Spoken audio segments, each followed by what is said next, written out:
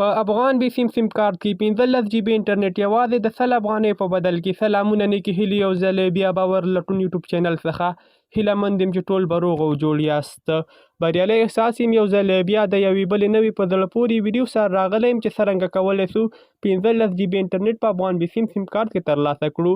په دغې ویډیو کې درته ټوله طریقه درښیم چې څرنګه کولی سو 15 جی بي انټرنیټ د 100 افغانۍ په بدل کې ترلاسه کړو. دغه انټرنیټ د 15 ورځو دپاره ده. له همدې ټاپک څخه وړاندې تاسو ویډیو ته یو لایک ورکړئ او که په چینل کې راسره نوي یاستئ زموږ چینل درسره خامخا سبسکرایب کړئ تر څو زموږ راتلونکي ویډیوګانې تر تاسې در ورسیږي. راځو دوستانو چې څرنګه کولی سو 15 جی بي انټرنیټ د 15 ورځو دپاره ترلاسه کړو د 100 افغانیو په بدل کې. طریقه درته پر ویډیو کې درښیم، تاسو یې له پیل څخه تر پایه راسره تعقیب کړئ. ښه نو ګرانو دوستانو رابشئ د موبایل ډایل پیډ برخې ته. دا له موږ تاسو سره د موبایل ډایل پیډ برخه ده. په دغه ځای کې موږ تاسو همدا یو کوډ ډایل کوو: سټار 666 سټار 610 سټار 1 او هیش ولیکئ او افغان بې سیم شمارې څخه یې ډایل کړئ. افغان بې سیم کارت څخه یې ډایل کړئ.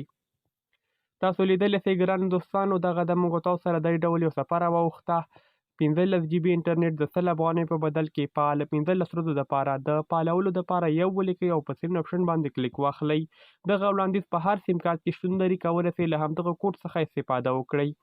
ګورئ دوستانو موږ تاسو که غواړو خپل ځان دپاره یې فعال کړو نو موږ به یو ولیکو او په سیم آپشن باندې ورته کلیک اخلو تر څو 15 جی بي انټرنیټ د 100 افغانۍ په بدل کې ترلاسه کړو. دغه انټرنیټ د 15 ورځو دپاره ده. کولی سئ 15 ورځو دپاره دغه انټرنیټ وکاروئ. ګورئ دوستانو کولی سئ له همدغه کوډ څخه استفاده وکړئ او 15 جی بي انټرنیټ ترلاسه کړئ. دا خورا ډېر ارزانه ده د نورو شبکو پر وړاندې. او همدارنګه دوستانو په کمنټ کې راته خامخا ولیکئ چې آیا ستاسو په موبایل یا ستاسو په سیم کارت کې دغه وړاندیز شتون لري یا شتون نه لري. آیا تاسو د دغه وړاندیز څخه استفاده وکړه یا نه. دغه کوډ تاسو په خپل موبایل کې حتمي چک کړئ او بیا په کمنټ کې راته ولیکئ چې تاسو له دغه وړاندیز څخه استفاده وکړه یا دغه طریقه یوازې په یو خاصو سیم کارتونو دپاره ده. تاسو یې خامخا چک کړئ او په کمنټ کې راسره خپل نظر شریک کړئ تر څو په راتلونکي کې همدې ته ورته نورې ویډیوګانې جوړې کړو همدې چینل ته اپلوډ کړو.